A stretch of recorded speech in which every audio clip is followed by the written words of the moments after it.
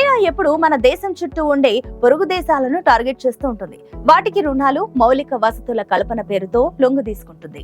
చివరకు వాటిని చెల్లించలేని దేశాలు చైనాకు సరెండర్ అవుతాయి. ఆపై చైనా అక్కడ తనకంటూ సొంతంగా ఓ స్థావరం ఏర్పాటు చేసుకుని సైన్యాన్ని అక్కడ దించేస్తుంది.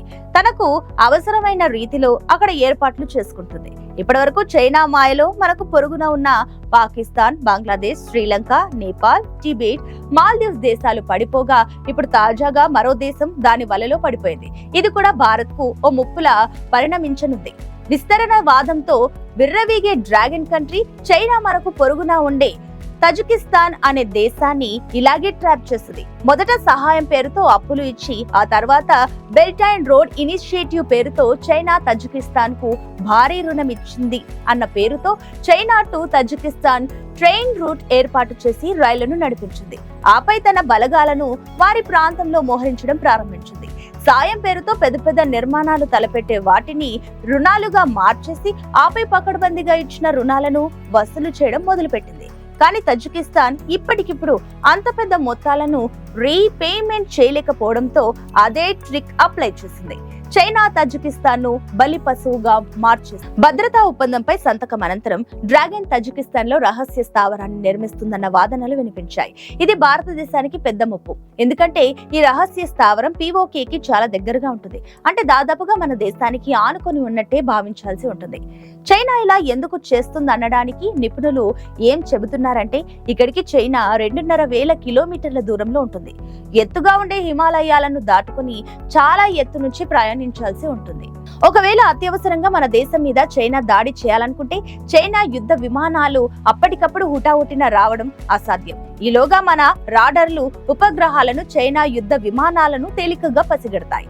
అందుకే మన పొరుగున ఉండే బీద దేశాలను తన వలలో వేసుకునేందుకు స్ట్రింగ్ ఆఫ్ పెరల్స్ అనే వ్యూహం అమలు చేస్తుందని అమెరికా ఆరోపిస్తుంది. అంటే మన హిందూ మహాసముద్రంలోని చిన్న దేశాలన్నింటిలో మిలిటరీ, కమర్షియల్ బేసిస్ నెట్వర్క్ తయారు చేసుకుంటుందని అర్థం. అయితే అమెరికా చేస్తున్న ఆరోపణలను చైనా మొదటి నుంచి ఖండిస్తుంది. చైనా ఎంత ఖండించినా ఆ ఆరోపణల వెనుక నిజం లేకపోలేదు. మొదట సాయం పేరుతో దేశాలను ట్రాప్ చేస్తూ వాటిని లొంగదీసుకోవడం మన కళ్ళ ముందే జరుగుతుంది. శ్రీలంకను, మాల్దీవ్స్ దేశాలను తన వైపు తిప్పుకొని వాటిలో భారత వ్యతిరేక ధోరణిని రగల్చడం, అక్కడి పరిశోధనల పేరిట తన గూఢచార నౌకలను పంపడం జరుగుతూనే ఉంది. ఇప్పుడు మన పొరుగునే ఉండే తజికిస్తాన్ కూడా చైనా డెప్ట్ ట్రాప్ లో పడిపోతుంది.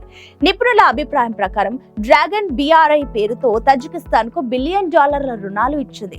దానిని తిరిగి ఇవ్వమని పదే పదే ఒత్తిడి తెస్తుంది. ప్రస్తుతం తజికిస్తాన్ డబ్బును తిరిగి చెల్లించలేని పరిస్థితిలో ఉంది. దీంతో చైనా తజికిస్తాన్ లోని తూర్పు గోర్నో బదఖ్షాన్ ప్రాంతంలో సైనిక స్థావరాన్ని నిర్మిస్తుందని 2019లోనే వెల్లడైంది. అయితే చైనా లేదా తజికిస్తాన్ దీనికి సంబంధించిన ఎలాంటి సమాచారాన్ని పంచుకోలేదు. చైనా ఇక్కడ పూర్తి రహస్య స్థావరాన్ని నిర్మించుకున్నట్లు ఇటీవల కొన్ని ఉపగ్రహ చిత్రాలు బయటకు వచ్చాయి.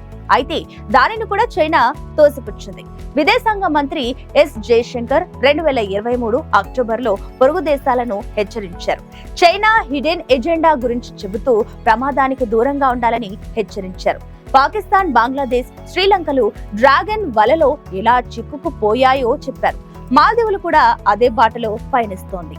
ఇప్పుడు తజికిస్తాన్ బలి పశువుగా మారుతుంది. అక్టోబర్ 2021లో తజికిస్తాన్, ఆఫ్ఘనిస్తాన్ సరిహద్దుల్లోని బదఖ్షాన్ ప్రాంతంలో మరో చైనా స్థావరాన్ని నిర్మించేందుకు అక్కడి పార్లమెంట్ ఆమోదించింది. ఇప్పుడు కొత్త రహస్య స్థావరం వెలుగులోకి వచ్చింది. తజికిస్తాన్ ను మోసం చేసి చైనా ఈ భూమిని లాక్కుందని అంటున్నారు. ఇప్పటికే చైనా దురుద్దేశం గుర్తించిన తజికిస్తాన్ ప్రజలు నిరసన ప్రదర్శనలు చేస్తున్నారు. చైనా నిర్వహిస్తున్న మైనింగ్ ఆపరేషన్స్ అక్కడ తీవ్రమైన పర్యావరణ సమస్యలు, ప్రజల అనారోగ్య పరిస్థితులకు కారణమవుతుంది. చైనా నుంచి వచ్చిన రుణాలు, పెట్టుబడుల మత్తులో పడిన తజిక్ ప్రభుత్వం ఈ సమస్యలను పట్టించుకోవడం లేదు. మిత్రదేశం ముసుగులో చైనా తజికిస్తాన్ లో పలు ఖనిజాలను తోడేస్తూ దోచుకుంటుంది. తజికిస్తాన్ లోని కుంగారో అన్న గ్రామంలో బంగారు గనిని తవ్వే పని కోసం అక్కడ అపారమైన కాలుష్యాలు, వ్యర్థాలను పోగు చేస్తుంది. అది అక్కడి గ్రామస్తులకు చాలా ఇబ్బందిగా ఉంది. నిజానికి ఒకప్పుడు సోవియట్ యూనియన్ లో భాగమైన తజికిస్తాన్ శాంతిని, చక్కటి కాలుష్య రహిత వాతావరణంలో ఉండేది. అక్కడి ప్రజలు మంచి ఆరోగ్యంతో ఉండేవారు. కానీ ఎప్పుడైతే చైనా తజికిస్తాన్ దేశంతో ఒప్పందాలు కుదుర్చుకుందో ఆ వెంటనే చైనా పెట్టుబడిదారులు రంగప్రవేశం చేశారు. దాంతో తజికిస్తాన్ ఇప్పుడు రణగొణ ధ్వనులు, కాలుష్యానికి నిలయంగా మారింది. అక్కడి ప్రభుత్వం కూడా ప్రజలను పట్టించుకోకుండా చైనానే సపోర్ట్ చేస్తుంది. అక్కడ పనిచేసే చైనా కార్మికులకు అపారమైన రక్షణ కల్పిస్తుంది. తజికిస్తాన్ ప్రభుత్వంలోని కీలక నేతల అవినీతి కార్యకలాపాల కారణంగా వారు చైనాకు ఎదురు చెప్పలేని పరిస్థితిలో ఉండిపోయారు. ఇక్కడ పెట్టుబడి పెట్టే వారికి చైనా బ్యాంకులే రుణాలు ఇస్తాయి. పైగా ఈ పరిశ్రమల్లో స్థానికులకు ఉద్యోగాలు ఉండవు.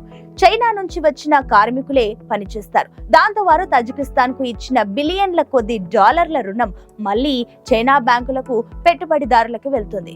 పేరుకు అవి విదేశీ పెట్టుబడిలే అయినా తజికిస్తాన్ అభివృద్ధికి ఏమాత్రం పనికి రాకుండా పోతాయి. పైగా చైనా తాను నిర్మిస్తున్న బెల్ట్ అండ్ రోడ్ ఇనిషియేటివ్ కోసమే తజికిస్తాన్ దేశానికి రుణాలు మంజూరు చేసింది. ఇంత చేసి ఆ బిఆర్ఐ మార్గాన్ని భవిష్యత్తులో జిత్తులమారి చైనానే ఉపయోగించుకుంటుంది. కానీ పెట్టుబడి మాత్రం తజికిస్తాన్ కు అప్పులిచ్చి వసూలు చేపిస్తుంది. ఆ రుణం చెల్లించని పరిస్థితుల్లో ఆ దేశంలోని కీలక ప్రాంతాలను తన సొంతం చేసుకుంటుంది. అదే ట్రాప్ ఇప్పుడు తజికిస్తాన్ విషయంలోనూ నిజమైంది. మధ్య ఆసియాలో పేద దేశమైన తజికిస్తాన్ ఆర్థిక పరిస్థితి అంత మాత్రంగానే ఉంటుంది. 1990లో జరిగిన సివిల్ వార్ కారణంగా ఆర్థిక పరిస్థితి పూర్తిగా దిగజారింది. రష్యా పైనే ఆధారపడి కాలం గడుస్తుంది. రష్యాకు సన్నిహితంగా ఉండే చైనా కన్ను తజికిస్తాన్ పైన పడడంతో ఈ పరిస్థితి తలెత్తింది. తజికిస్తాన్ అధ్యక్షుడు రెహమాన్ 1994లోనే చైనా నిర్మిస్తున్న belt and road initiative scheme లో మెంబర్ గా మారిపోయారు. 2010 కల్లా తజికిస్తాన్ కు చైనా లార్జెస్ట్ ట్రేడ్ పార్ట్నర్ గా, పారిస్ ఇన్వెస్టర్ అప్పులిచ్చే దేశంగా మారిపోయింది. ఇక దేశ వ్యాప్తంగా కొత్త రహదారులు, పలు రంగాలలో పెట్టుబడుల విషయంలో చైనా బ్యాంకులు ఉదారంగా రుణాలు ఇవ్వడం మొదలుపెట్టాయి. ఇక టెలికమ్యూనికేషన్, అగ్రికల్చర్, మైనింగ్ లాంటి ముఖ్యమైన రంగాలలో చైనా దూరిపోయింది. దాంతో చైనా సలహా లేందే అడుగు కూడా ముందుకు పడని స్థితిలో తజికిస్తాన్ చేరుకుంది. చివరకు తజికిస్తాన్ కోసం అతిపెద్ద పార్లమెంట్ భవనం కూడా చైనానే నిర్మించింది. ఇదంతా అప్పుల రూపంలోనే చైనా తన వ్యూహాన్ని అమలు చేస్తుంది.